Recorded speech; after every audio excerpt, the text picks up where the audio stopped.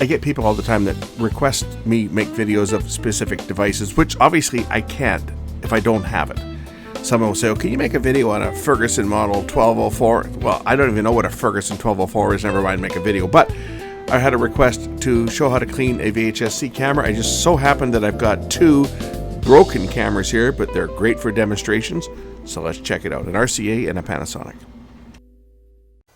I had a viewer the other day ask about how to clean a VHS-C, and I'm sure I've done it before, but I said I would make one. Now this VHS-C, I can't demonstrate it working because it doesn't work. This is junk, and this one was going to go in the garbage. In fact, this one's been sitting up offered for free as a parts unit for months, but since nobody's accepting it as a parts unit, it's probably just going to go to recycling because I can't hang on to this stuff forever. But before we ship it off, let's just take it apart. I'll show you guys how to go about cleaning one of these units. They're really not that much different than a conventional VCR or conventional camera. You just have to take them apart and get into the cassette compartment. Now this one's a relatively easy one because the cassette compartment is accessible. Some of the ones like the Panasonics had buttons and stuff on the side panel, and you had a ribbon cable here, and taking this off was a little more of a challenge just because, well, the ribbon cable was in the way. But here are the parts that you're going to be cleaning. You've got, first of all, the drum.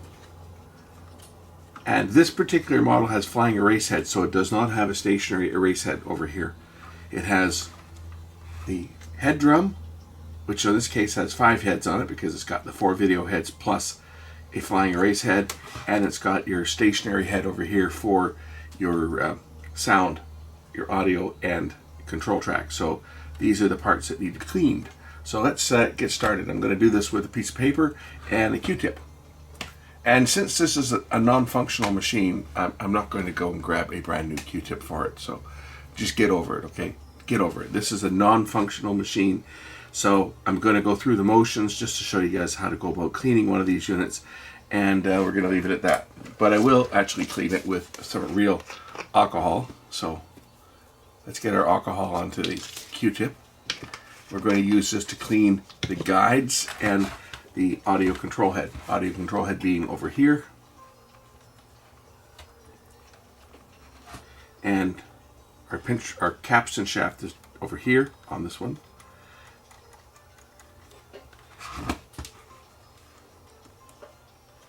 And the pinch rollers in behind right here on this particular unit.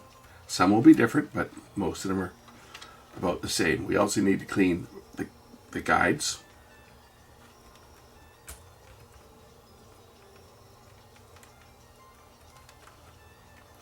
And the lower drum. We can do that like this. Again, when you're cleaning the lower drum, you're avoiding where the heads are.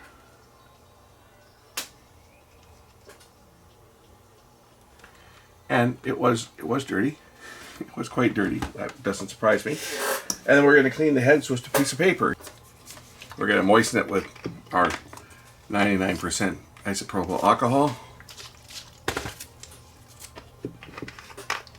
And we're just going to put the wet side of it up against the head drum and turn in a counterclockwise direction to get all the heads past the paper.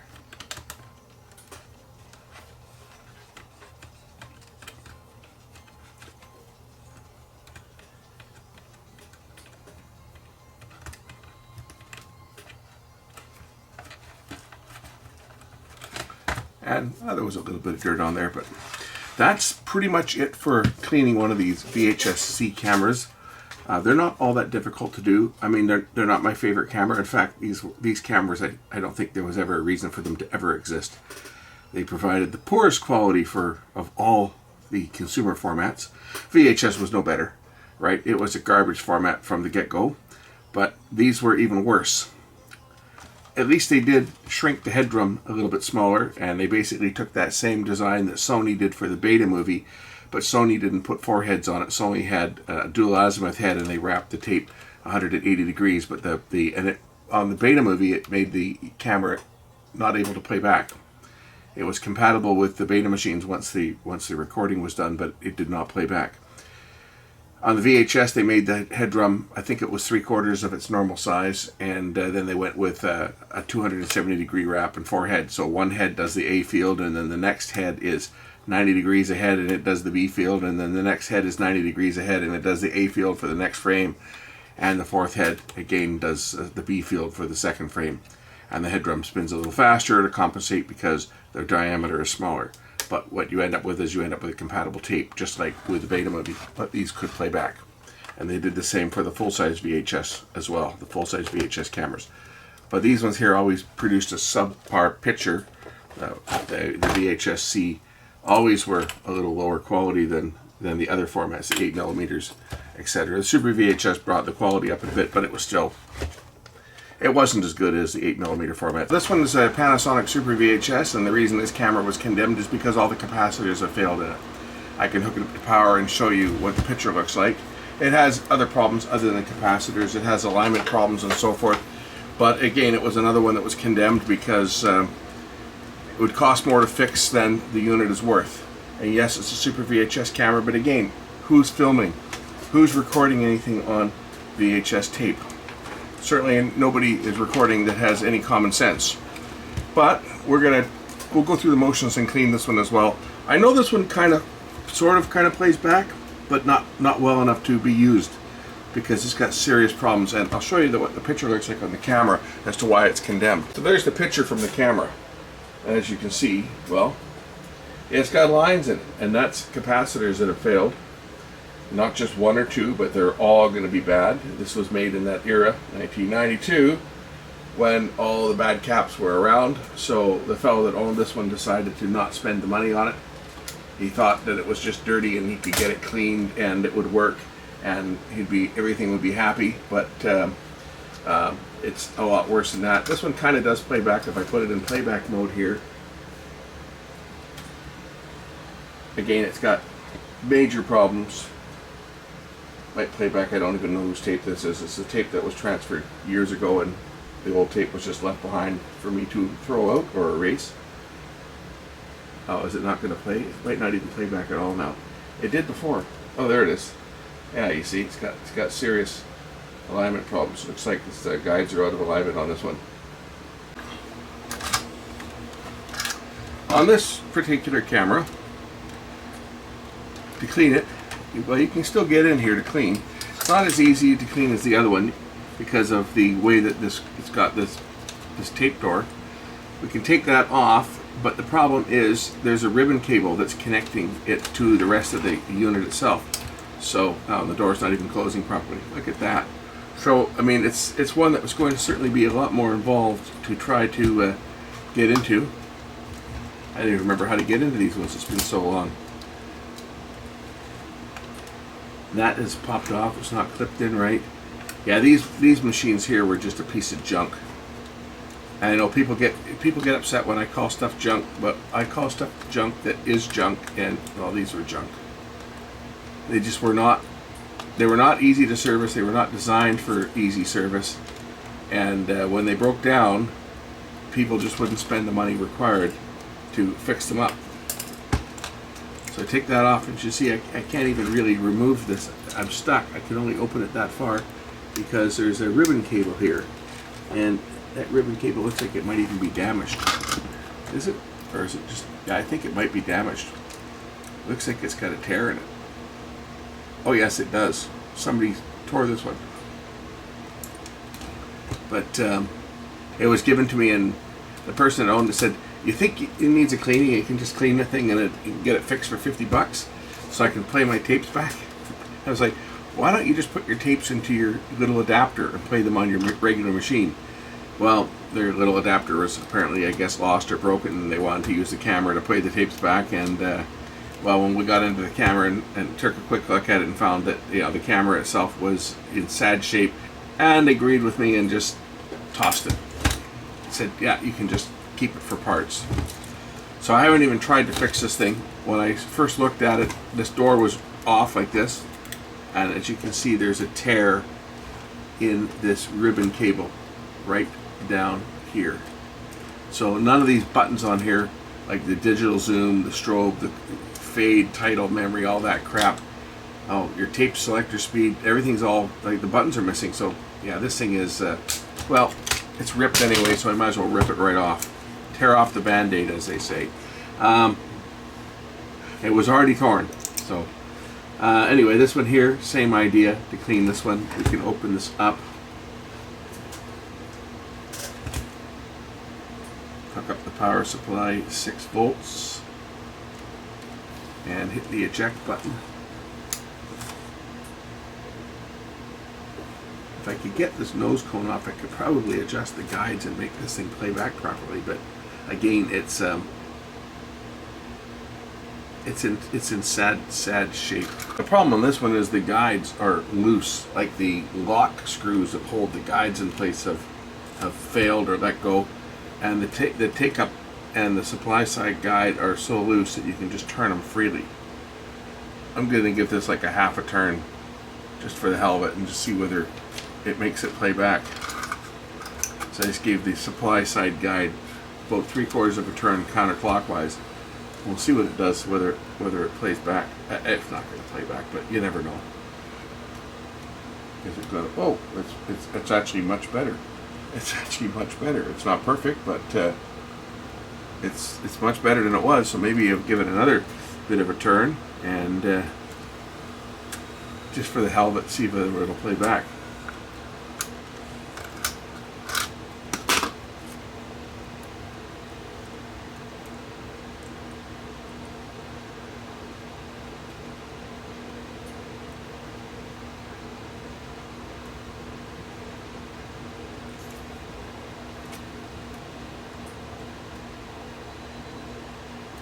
There.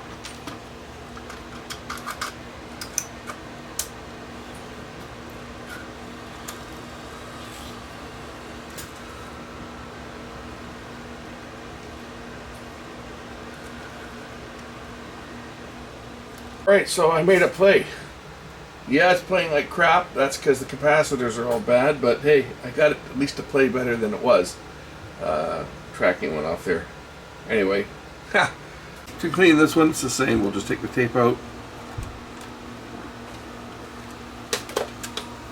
I do have a working VHS-C camera around here right now. I just don't remember where I put it. This was a little bit of a different layout on this camera, so maybe we'll show you the cleaning of this particular type as well. Now that the tape door is out of the way, and as I say, the tape door is no good on this one. Well, this one even came with a little remote control. Isn't that cute? Little remote that went in the back. I'm sure that the battery that goes in this thing is long expired. It will be. Trust me.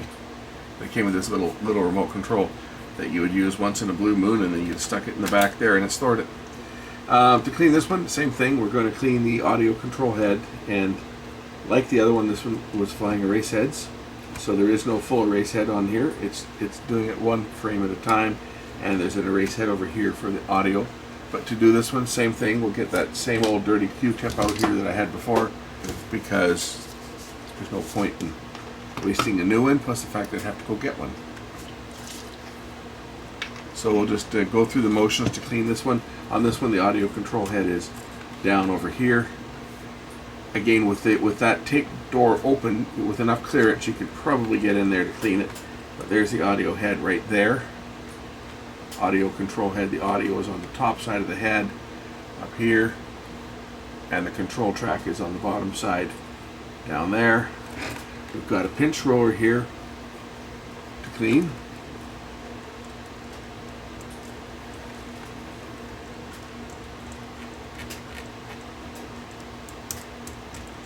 Guides. The capstan on this one is back here. It's back there. So the capstan you would clean in here, and you'd have to get in there and turn it too. So we clean it a bit, and then we get our finger in there and give it a turn. You saw the gear spin, and clean that as well.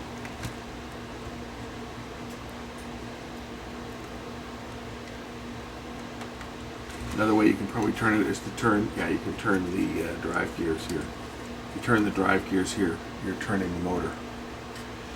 Same for the video head. paper down in here. A little tougher on this one because of the way that the mechanism is designed.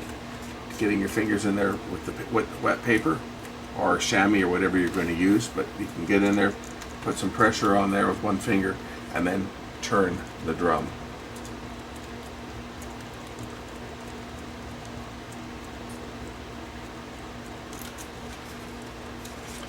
And that's pretty much it. I didn't want this to be a very long video. I want it to be a nice and short one, so just to show how to clean it and say the only reason I ripped this off was because I could see that it was already torn. This part here was torn already. And there was a tear on this side, so it was through this big conductor. The only thing that was holding it on was that little piece there. And that was because the guy that owned it tried to clean it himself and then brought it to me. And I took one look at it and told him it wasn't worth fixing. As soon as I powered it up and saw that it had capacitor issues, and the fellow that owned it said, yeah, don't want to spend any money on it. You know, he figured if I could get it going for 50 bucks, I'd do it. I laughed when he said 50 bucks. I said 50 bucks is what I'd charge you. I'd charge you more than 50 bucks to take it apart and clean it. So he just said, you know what, just throw it out. So that's this one. Another piece of junk, another one to go to the dump, to recycling. And we'll say thanks for watching. We'll catch you in the next one. Bye.